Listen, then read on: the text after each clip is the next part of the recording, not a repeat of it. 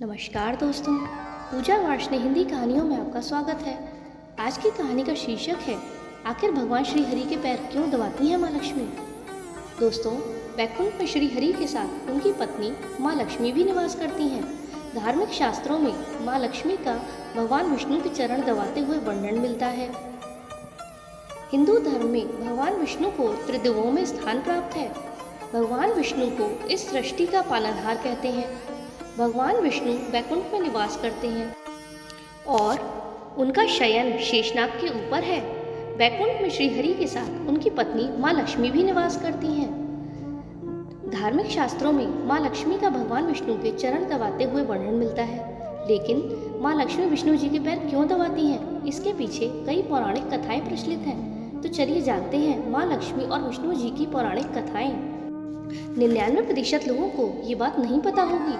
अक्सर आपने चित्रों में देखा होगा कि माँ लक्ष्मी को हमेशा भगवान नारायण के पैर दबाते हुए दिखाया जाता है, लेकिन शायद आपने इसके मुख्य कारण के बारे में कभी भी सोचा भी नहीं होगा, क्योंकि आपको यह लगता होगा कि नारायण और लक्ष्मी मनुष्यों को यह दिखाना चाहते हैं कि औरत की जगह पतियों के पैरों में ही होती है, चाहे वह स्वयं लक्ष्मी जी ही क्यों ना हो।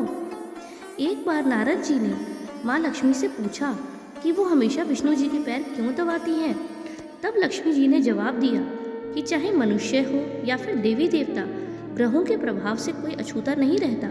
महिलाओं के हाथ में देवगुरु बृहस्पति का वास होता है, तो पुरुषों के पैरों में दैत्य गुरु शुक्राचार्य का। ऐसे में जब भी कोई महिला पुरुष के चरण दबाती है तो देव और दानव का मिलन होता है और इससे धनालाभ होता है। यही कारण है कि मैं हमेशा श्री हरि के चरण दबाती हूँ।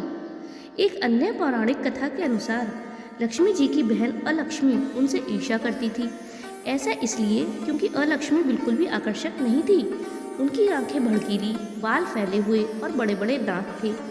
देवी लक्ष्मी जब भी अपने पति यानी श्री हरि के साथ होती थी तब अलक्ष्मी हमेशा वहां पहुंच जाती। यह बर्ताव लक्ष्मी जी को बिल्कुल भी पसंद नहीं आता था।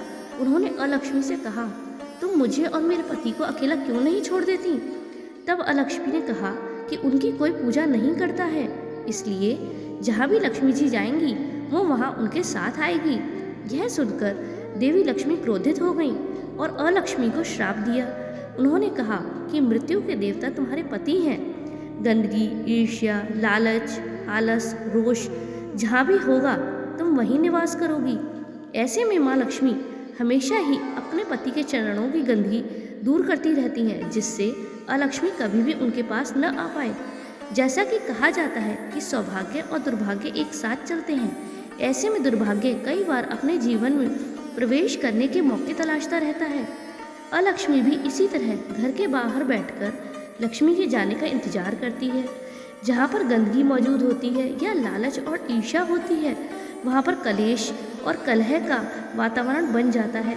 इससे यह संकेत मिलता है कि घर में अलक्ष्मी का प्रवेश हो चुका है। ऐसे में लोगों को माँ लक्ष्मी की पूजा निरंतर करते रहना चाहिए, जिससे अलक्ष्मी घर में प्रवेश न कर पाए। मित्रों, कहानी को अंत तक सुनने के लिए धन्यवाद। अच्छी लगी हो तो एक सब्सक्राइब जरूर करें। धन्यवाद।